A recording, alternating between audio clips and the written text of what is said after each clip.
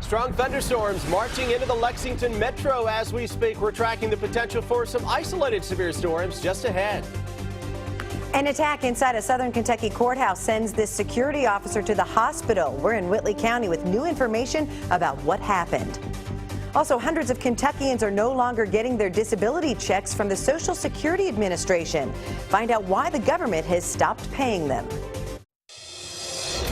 Tracking, alerting, protecting. WKYT News starts now with First Alert Weather. Good afternoon, I'm Jennifer Palumbo. Storms with hail and high winds are pounding parts of Kentucky. One hit Louisville within the past hour. Mike Levy sent us this eyewitness photo of damage at the Sam Swope car dealership. And those storms are now in central Kentucky. That's why today is a WKYT First Alert Severe Weather Day.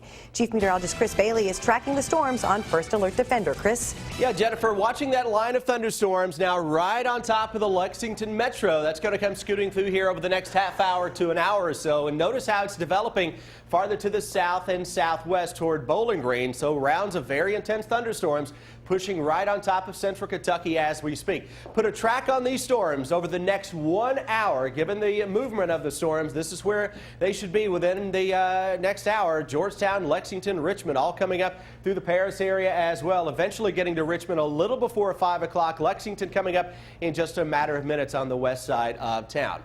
No severe weather reported with this line as of now, but it's starting to pulse back up a little bit on the leading edge that stretches from Georgetown into Versailles across the Woodford County area. Starting to see a little more uptick in the lightning coming from the Woodford County area. We've got our live Skycam trained on this storm to the west, downtown, somewhere here in the distance, but the overall little shelf cloud that's out ahead of that line of thunderstorms is going to come racing through. Should be another photogenic storm that makes its way across downtown Lexington coming up in the next half hour or so. Very strong thunderstorm here on the north side of Mercer County around Harrodsburg that stretches back toward the southwest into Campbellsville, and all the showers and storms here are racing their way quickly off to the east, but some of the storms coming out of the Nashville and Bowling Green areas are lifting more toward the northeast, so it's going to be a bumpy evening for a lot of folks across central and southern Kentucky especially. That line of storms races in.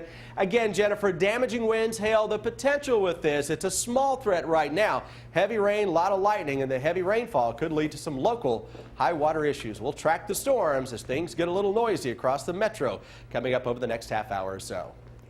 Thanks, Chris. A southern Kentucky security officer is recovering this afternoon after being attacked in court. It happened this morning inside the Whitley County Courthouse. The sheriff says when his chief security officer tried to restrain Richie Dawn after an outburst in court, Dawn assaulted the officer, hitting him in the head numerous times. Phil Pendleton has the latest from Williamsburg in our top story at 4. Richie Dawn is here at the Whitley County Jail charged with disorderly conduct, resisting arrest, and assault. Police say that he was leaving the courthouse already upset after he had already knocked over some trash cans, and when he was confronted with the courthouse security officer, he went off again. Tom Hurst says when he approached Don and told that he just wanted to talk to him, Don refused to stop. Words were said, and Hurst says he put his arm out to stop him, and he says that's when the verbal incident turned violent. Hurst says he had his security wand laid down, and he says Don grabbed it and hit him in the head with it 3 times, causing major gashes on the top of his head. Sheriff Colin Harrell says Don had been in an upstairs courtroom and was upset over the outcome of that case. Kicking garbage cans, making all kinds of disturbance, and Tommy was trying to calm him down over these events, and in so doing this, Tommy stopped him and was talking to him about it, and he got violent with Tommy Hurst. Now, we called the jail and we were told that Richie Dawn did want to give us his side of the story, but when we showed up here, he changed his mind. We're going to have a lot more at 5 o'clock, including the video that actually shows what happened inside the courthouse. But for now, in Whitley County, Phil Pendleton, WKYT. Hurst was treated at the courthouse by EMS crews, but says he also plans to have a doctor look at his injuries. Hundreds of Kentuckians are learning they won't get their disability payments. They're clients of an Eastern Kentucky attorney at the center of a disability fraud investigation. Eric Kahn's clients received the letters from the Social Security Administration as part of the fallout from a 2013 Senate investigation. The report accused the Floyd County attorney of scheming with a retired administrative law judge to approve more than 1,800 disability cases. The Floyd County Bar Association is holding an emergency meeting tonight to talk about the latest developments. We'll have a preview of the meeting on WKYT News at 4:30. And that's just one of the stories we're working on for WKYT starting at 4:30. Sam Dick joins us from the newsroom with a look at some more of the news in progress. Good afternoon, Sam. Good afternoon, Jennifer. A woman accused of stealing thousands of dollars from the Madison County Emergency Management Agency made an appearance in court today. Tamara Phelps faces 46 forgery charges. Investigators say that the former CSEP bookkeeper stole $340,000 over 9 years. Phelps' attorney emphasized that people shouldn't jump to conclusions based on Phelps' arrest. What I would caution folks to do is not rush to judgment in any case, especially a criminal case. It is very early in the process, and there's a lot to be done. So at this point in time, obviously we just want to remind people to keep an open mind as the investigation continues.